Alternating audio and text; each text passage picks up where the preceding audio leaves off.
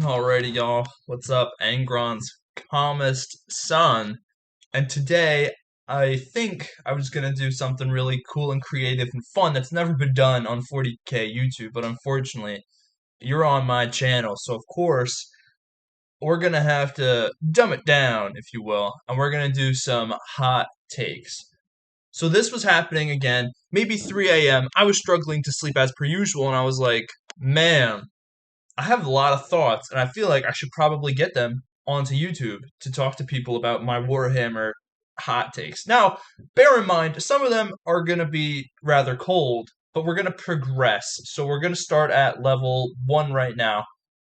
And here it is. This is more of a cold take.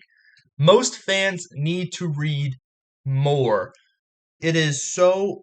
Listen, it's just nuts to me that people who are fans of the setting and have been for maybe even years, like I would even count myself in this, only know their lore from YouTubers, Reddit, or now TikTok, where there's getting like excerpts written.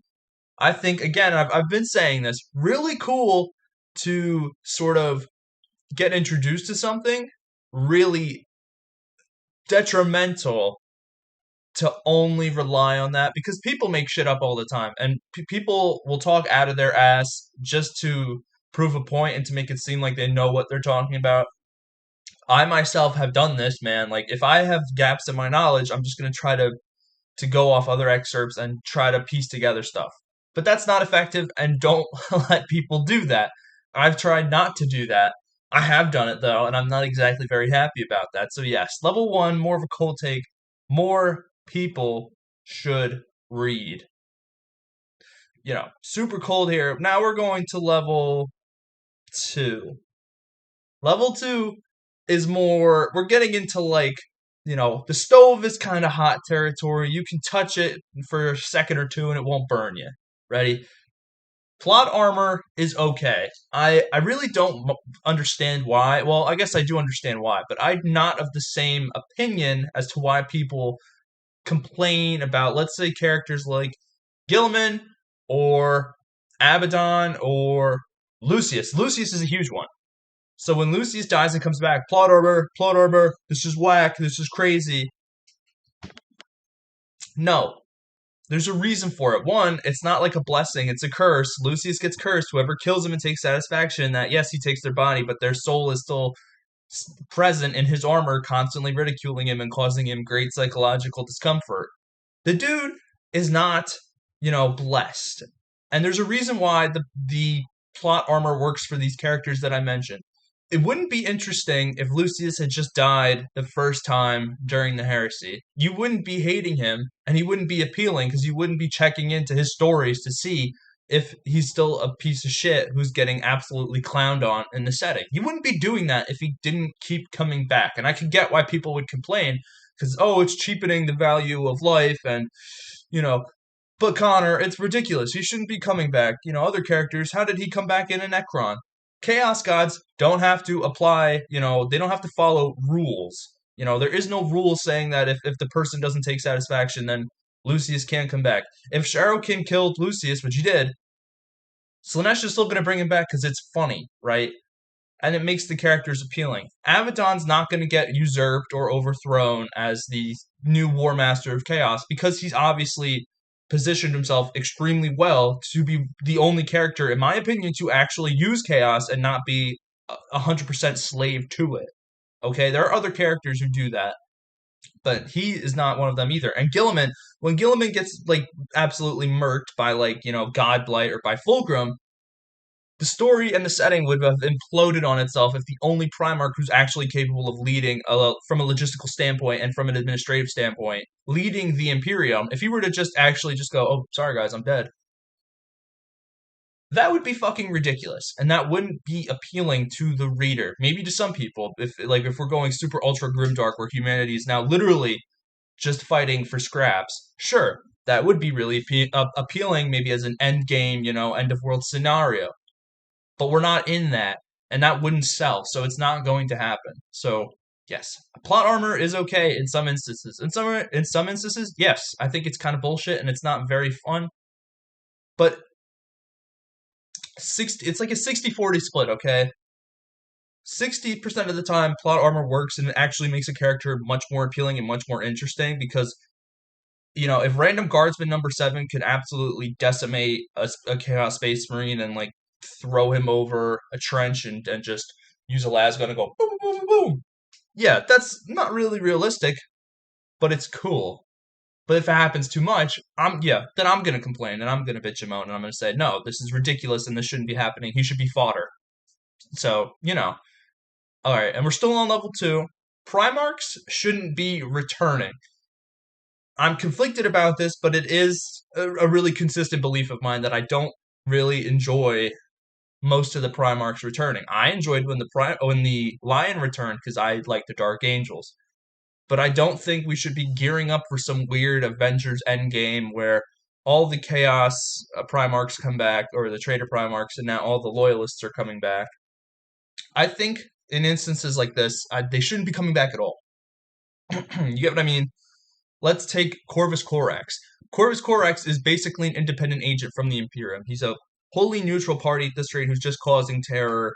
He's not actually helping the Imperium. He's just letting off steam and is in the Eye of Terror right now, just decimating chaos, war bands and whatnot. He shouldn't come back because I don't really understand what he would be able to do for the Imperium at this rate. Would he lead his legion? I feel like his legion is pretty reliant and independent for the most part. Vulcan. Maybe Vulcan will come back when his whole, they all collect the weapons that he's crafted. But what would he do? Because every time he's spotted, he apparently his mental capacity has been either severely not diminished, but he's in a very vulnerable mental state and he's insane, apparently, or just not mentally well. So don't know why he should come back. Dorn's MIA. He got retconned from being killed in action to now being MIA. You can't bring Sanguinius back. That would cheapen the character. Leave them alone. Leave the Primarchs alone. Leave it where it's just the Lion and Gilliman. We shouldn't be constantly bringing them back. Maybe you can make an argument for the Chaos, the Traitor Primarchs. Sure, but if we were being honest, I would rather much see some books dedicated to, the people want the Scouring, and I think that's fine. I'd be interested in that as well. But I think there should be some standalone books, or maybe not really in main setting, but if you get what I'm saying, they would be shelved. Like, it's not something that's really integral, but where the Traitor Primarchs are fighting in the Warp, and we get some of those little codex blurbs written into books where we get to see, Magnus and Perturabo, the War of Rust, or Mortarion and Magnus once again, or any of them, or Fulgrim is now active in the setting, or we can see what Logar's been up to. You get what I'm saying? We shouldn't have to keep bringing back Loyalist Primarchs and instead maybe just focus on the setting and making it more appealing as is. The Primarchs are just so mythologized now that I think it really just destroys whatever hype they really had, and we're just gonna know that they're gonna fuck shit up and make stupid decisions. And there's some arguments to be made where the Lion's matured and Gilliman's obviously matured, but I'm sorry, I'm getting off track, but no, Primarchs probably shouldn't be coming back. So let's go to. Okay, we're still on level 2, but we're on the final level of level 2, the final hot take of that one. I say it all the time, and I'm actually going to make a video about it in the coming week, so be on the lookout for that. But more minor Xenos. The crew, and this is, I'm actually going to give GW or the authors, Black Library, whoever's really in charge of that. I have been noticing that the Xenos books have been getting much more popular. The Infinite and Divine, really, really good book. Twice Dead King, really good book. Lilith Hesperax had a novel released. I haven't read it yet, but I'm sure it's probably pretty good. So, but I want more minor Xenos. The Tau, and I would bring them into this only because I like the Tau, but their auxiliary races are such a unique and untapped gold mine of either world building for understanding how interspecies relationships within the Tau work, or just highlighting how many different auxiliary races are in there and giving them some spotlight. It doesn't just have to be Tau, Tau, Tau. Because, sure, Tau sell and there are Tau fans, but think about and even think about this from a tabletop perspective, even though I don't play tabletop. having, let's say, like the Vorg, who are basically walking bio-titans, they're ginormous, Godzilla like Xenos, having books about them, or at least including them, would be very interesting. Have them fight against a Night World, have them siege an Imperial planet and they have to send out Titans. That would be interesting. Or sending out, obviously there was a Kroot character in one of the Caiaphas Cain books who was actually really appealing, so focus on more Kroot. Or even the Hrud. I liked the Hrud a lot, and I think they're really interesting, and I'm making a video about how I would reintroduce them to the main setting, but that being said, there's a lot of potential here, and they don't necessarily have to just be campaign books against Space Marines. Like I just mentioned, the Hrud, I would put them in a Warhammer horror novel series. They don't necessarily have to be against Marines. They could be against guardsmen who've never encountered them on some backwater planet, and they start seeing things like their weapons start rusting, and they find aged, corpses, and they're wondering how this could possibly be, how a man he saw yesterday is now aged to like 90. You get what I'm saying? They don't necessarily have to be confined to these spaces we put them in. Their GW is missing out on quite a bit of untapped potential, I'm thinking, when it comes to minor Xenos. And even the ones that are only vaguely mentioned once or in such old like Rogue Trader lore, you can bring them back. Weren't the Zotes like the diplomatic extensions of the Tyranids brought back? I don't know what we're doing with them. Or even the Votan, for instance. Like I know they're getting a book, got a book, who knows? But it was been a couple years since they were announced, and there was still the lore train for them was so slow, and I don't understand. I understand that Marines sell and they're the big sellers, but it's ridiculous. You need to kind of have some emphasis on the minor Xenos because think of it from a business perspective, you're losing out on really an untapped faction potential, or at least side faction, or I don't really know how else I'd phrase it. There's models there and there's stories there. If that's what a company needs to hear, that's what I'm saying. It's pretty simple stuff, I think. Who am I though? I'm a world eater, brain not smart. And now, ladies and gentlemen, we've reached level 3. Level 3 is the heresy level takes, if you will. So, starting off with level 3, I think the heresy should have been even longer, which is crazy to say because the books and the Siege of Terra are absolutely giganormous.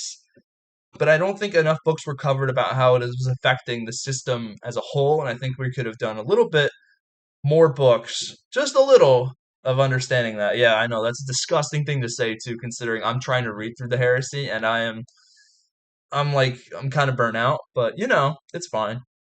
And then next level 3 heresy take. Abaddon's a great character, well written, and I think really deserving of his spot in the setting. Too many people shit on him for either being like a not maybe Mary Sue. I don't know if I'd be using that correctly, but he is the War Master, and for all intents and purposes, he's earned that spot in his books and throughout, the setting as a whole, through the heresy and all this. He absolutely is a really good character, and as I mentioned previously, I think in the level 2 takes, he is I would say, the only character who actually does use and leverage chaos to his benefit without being corrupted in such an overt way that he's a slave to chaos, like Horus. Horus was basically a vessel for the Four and was just absolutely a puppet, where Abaddon is sort of in this really, really, really, really close point where left is like, oh, this is like mirrored. So like in one aspect, if he was here, he'd be a total slave to chaos. Right here, totally free. He almost is converging, right?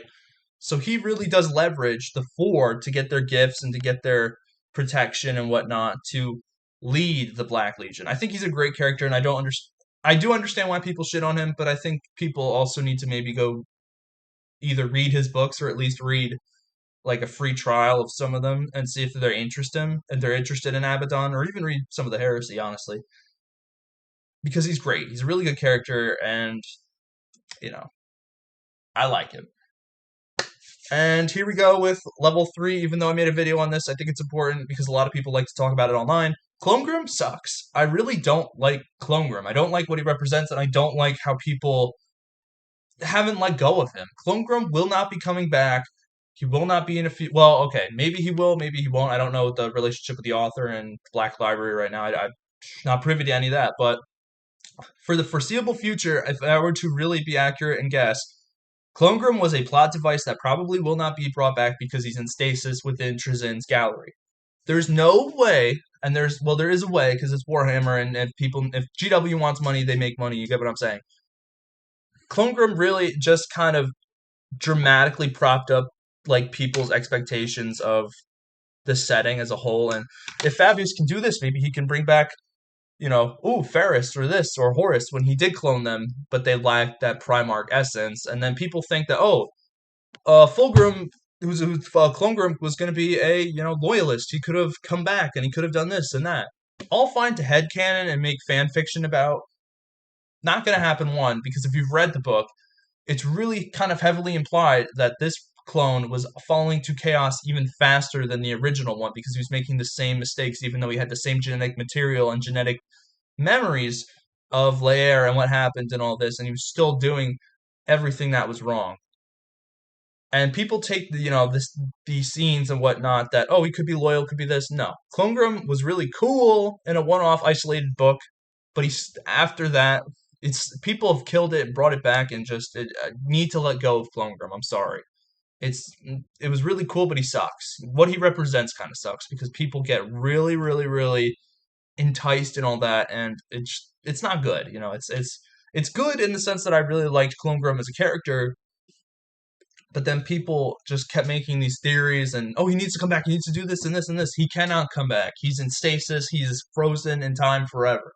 He will not come back, he cannot come back, and even if he did, he'd probably fall to chaos. I'm sorry to, burst your bubble. I'm really, really sorry. And then another one would have to be characters who use chaos or claim to use chaos as their tools are kind of a joke. Like, they're really funny. Like, Perturabo is one of those, I would say, is like, oh, chaos is but a tool that I use. No, bro. You're getting flim flammed, wada bam damned. You're getting absolutely schnozzed. I'm sorry to say it. Nobody uses chaos. Chaos indeed uses you. The only exception right now, I probably would say Abaddon. Everyone else gets manipulated. Primarchs got manipulated. Everybody. You can claim maybe the Emperor didn't, but he sort of did get manipulated by chaos. So I just think if you claim to use chaos, like the Night Lords are a really good example of this. And if you've read the Night Lords Omnibus, First Claw, they're Night Lords. Oh, I would never use the warp. I would never use chaos, the taint of the warp. Uzas is a champion of Khorne. I think it was Chiron or was touched with the warp powers, and all this. And, just come on. Be real. Be real for a second. And then finally, we should know less. That is my final heresy level take. Like, things about, like, the War of the False Primarch, the Ragdan, or finding out the Emperor's motivations or past and to a great degree, or his interpersonal relationships, and even the War in Heaven, and, there are some things that we should not know about because it would dramatically take away from the setting, and it wouldn't be as entertaining. Some things don't need to be explained. Like the Ghoul Stars or the Halo system, like, you don't necessarily need to write a whole series about them or about the other things that haven't been covered. Like, again, the War of the False Primarch. Those are just cool in-story things that are interesting and we will get maybe bits and pieces about. And when we do learn something, it should only serve to the purpose to make us question more. It shouldn't really reveal anything because it would take away from the mystery and all that. And I know maybe you can make the argument that that's kind of counterintuitive, saying I want more Minor Xenos, and you could say, well, Connor, isn't that kind of like weird, in a way, because you don't want to know more, but now you want to know more about Minor Xenos, and say, sure, but at least Minor Xenos have already kind of played a role in Warhammer in one way or another, whether we're in the Crusade or in modern day 40k. The War of the False Primarch and the Ragdan and a bunch of the Halo, the Ghoul Stars and all this nonsense serve to serve for the audience to get bits and pieces and for us to be further confused, right? If we were to find out this mysterious system was no longer a mystery, the appeal would be gone and no one would be really interested in that. So we should know less. So anyway, guys, that's pretty much it. Those are some of my level, my spicy hot takes, which I don't really even think were that hot. But I am curious as to what you guys think. And if you want to drop some of your hot takes down below, please feel free. Otherwise, even, honestly, you could come at my hot takes too, because still learning, I'm still reading. So, any of that being said, watch the whole thing through. Thank you. If you want to subscribe, please subscribe. Getting real close to 150, which means we're getting real close to 200, which really means we're getting close to 3 to 4 to 500. So, if you want to subscribe, it's always appreciated, guys. But if you did watch the whole thing and everything, thank you so much, and I will see you all later.